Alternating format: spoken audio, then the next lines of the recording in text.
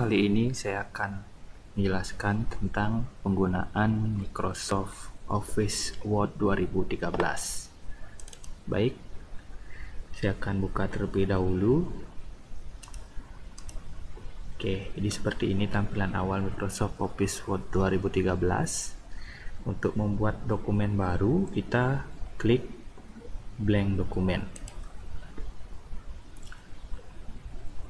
Baik, selanjutnya akan tampil dokumen 1 ya, atau halaman kerja dari Microsoft Word 2013, di mana sudah terdapat beberapa menu-menu. Kita lihat dari atas ada title bar, kemudian di sebelah kiri pojok itu ada quick access toolbar dan ada ribbon, home, insert, design, page layout, reference, my link, review, dan view. Nah, masing-masing ribbon ini ada grup ribbonnya juga ya. Oke, yang akan kita lakukan yaitu memformat sebuah teks, dimana teks sudah saya siapkan. Namun sebelumnya kita lakukan format dokumen terlebih dahulu. Kita buka menu page layout, kemudian margin ya. Marginnya ada beberapa jenis di sini, ada normal, narrow, moderate, wide, mirror, dan lain-lain ya. Nah, namun saat ini saya gunakan margin normal. Kemudian untuk orientasinya saya gunakan portrait ya. Nah, seumpama kalau diminta landscape, berarti kita gunakan landscape. Margin landscape seperti ini tampilannya. Oke, saya kembalikan ke portrait. Nah, selanjutnya adalah mengatur ukuran kertas ya. Ukuran kertas ada beberapa macam, letter, tabloid, legal, eksekutif, A3, dan lain-lain. Nah, untuk saat ini saya akan menggunakan ukuran kertas A4. Oke. Selanjutnya kita kembali ke menu home ya. Nah, saya sudah menyiapkan sebuah teks di sini yang akan kita edit. Pertama saya akan copy dulu. Teks ini ada 2 paragraf ya.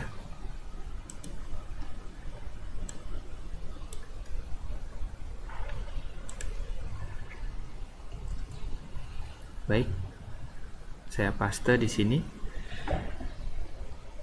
Oke, pertama saya akan buat dulu judulnya Profil Pelajar Pancasila. Baik, bisa kita lihat di sini untuk paragraf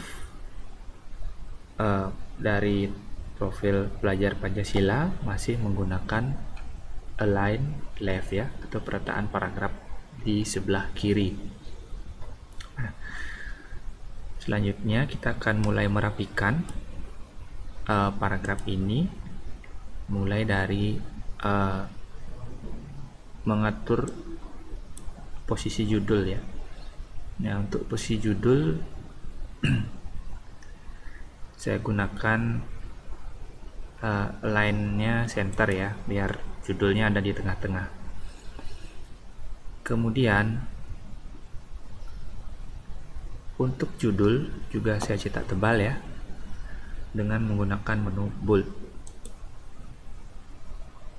Nah, selanjutnya saya akan ubah tipe font yang digunakan untuk judul. Saya akan gunakan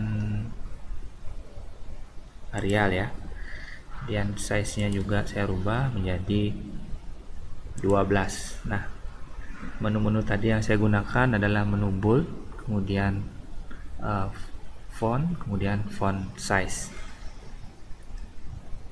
Oke, selanjutnya saya juga akan merubah jenis font dari kedua paragraf tadi. Saya akan gunakan Calibri Light dengan size 12. Oke, selanjutnya untuk perataan atau margin saya gunakan rata kanan kiri atau justify. Oke, sudah mulai terlihat lebih rapi ya untuk paragraf kita. Nah, berikutnya masih ada beberapa menu ya di sini. Di grup ribbon home ada menu increase font size, ada menu decrease, ada change case, ada menu underline ya. Underline ini untuk memberikan garis bawah ya. Ada menu strike through,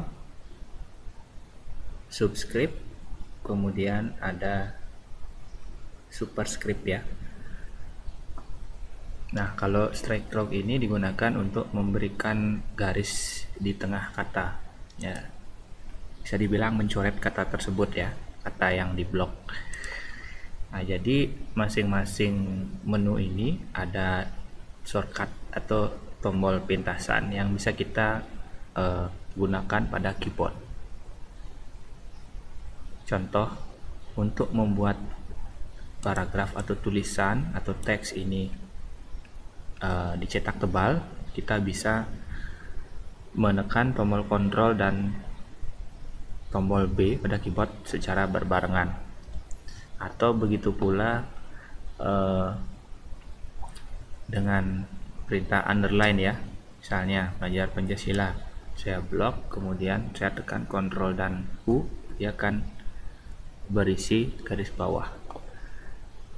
Begitu pula juga dengan menu-menu yang lain. Untuk align left, shortcutnya Ctrl dan L. Align center itu Ctrl dan E, kemudian align right Ctrl dan R. Baik, selanjutnya saya akan warnai font dari paragraf pertama ya. Font dari paragraf pertama saya warnai dengan warna apa ya, warna biru misalnya, seperti itu dengan menu font color. Nah, selanjutnya untuk paragraf kedua saya akan berikan text highlight atau warna background dengan warna abu misalnya ya, atau grey. Oke, selanjutnya ada juga menu di sini line and paragraph ya, biasanya digunakan untuk mengatur jarak dari masing-masing kalimat ya dalam satu paragraf.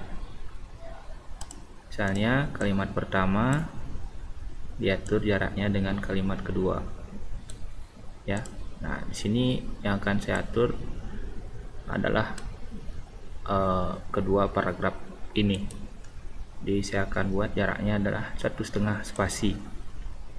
Oke, di jarak antar kalimat ya, kalimat 1, kalimat 2, kalimat 3 dan seterusnya adalah 1,5 spasi. Selanjutnya, nah, saya akan rubah di sini ya, menggunakan bullet and numbering. Jadi ada 6 ciri utama dari belajar Pancasila. Nah, di sini saya akan rubah.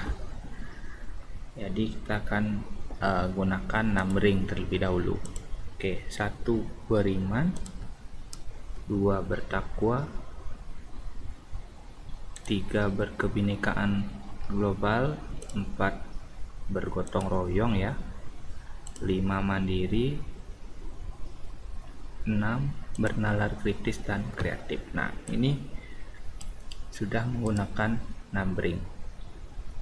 Apa perbedaannya dengan bulat? Nah, kita coba gunakan bulat. Sekarang kita ganti numberingnya ya. Oke, kalau bulat penomoran menggunakan simbol-simbol tertentu yang sudah disediakan. Oke, saya kembalikan menggunakan numbering ya. Baik, sudah mulai terlihat lebih rapi paragraf kita. Ada satu lagi yang ingin saya lakukan ya, misalnya pada tahun 2020 sampai 2024 kan saya ganti warna fontnya menjadi biru muda. Kemudian di sini saya akan berikan shading ya, background. Nah, perlu diperhatikan untuk shading atau background itu berbeda dengan text highlight. Nah, terlihat di sini perbedaannya. Kalau menggunakan shading, jadi satu blok paragraf ini akan diberikan warna background. Kalau menggunakan text highlight ya, jadi hanya satu kalimat, kemudian satu kalimat, satu baris kalimat ya, sehingga ada jarak di antara kalimat satu dan kalimat dua yang tidak diberikan warna seperti itu. Baik, beranjak ke menu insert ya. Jadi ada insert tabel, insert picture, kemudian insert shapes, ada insert header, footer, page number. Nah, yang saya sebutkan tadi merupakan fitur-fitur atau menu yang paling sering digunakan ya dalam melakukan pengolahan data digital dengan Microsoft Word. Oke, kita coba insert tabel terlebih dahulu. Saya akan insert tabel 3 kolom dan 2 baris ya. Contoh, saya akan isi dengan nomor, ciri pelajar Pancasila, keterangan. Oke, seperti itu misalnya ya. Nomor 1 untuk menambah tab baris baru, kita tab aja, pencet pada keyboard ya, tombol tab. 5, 6 seperti itu. Atau bisa juga kita membuat tabel dengan cara insert tabel, kemudian pada menu insert tabel kita buat di sini number of kolomnya ada 3, kemudian number of row-nya dibuat 7 ya. Oke, mohon maaf karena kursor masih ada dalam tabel, jadi tabelnya dibuat di dalam tabel. Saya ulang ya, insert, kemudian saya pindahkan terlebih dahulu kursornya, kemudian insert tabel, kemudian 3 kolom dan 7 baris. Oke, jadi sama ya hasilnya, 1, 2, 3, 4, 5, 6.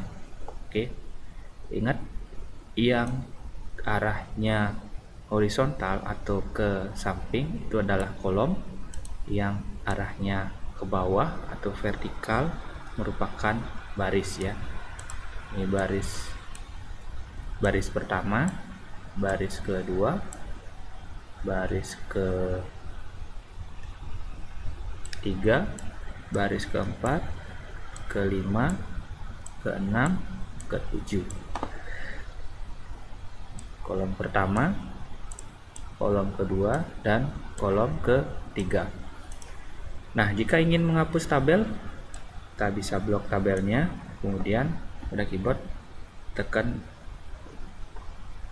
tombol backspace, atau bisa juga klik kanan kemudian pilih delete tabel. Misalnya kalau kita ingin mengurangi hanya satu kolom ya,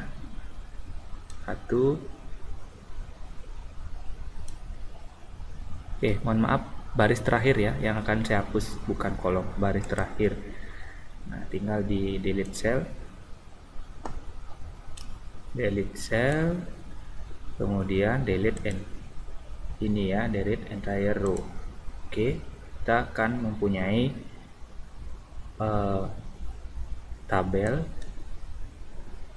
3 kolom dan 6 baris. Tadi kan 3 kolom 7 baris, seperti itu caranya.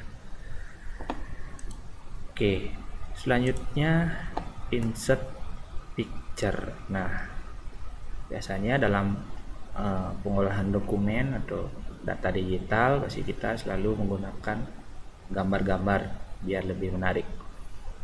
Jadi untuk memasukkan gambar bisa kita gunakan menu insert picture.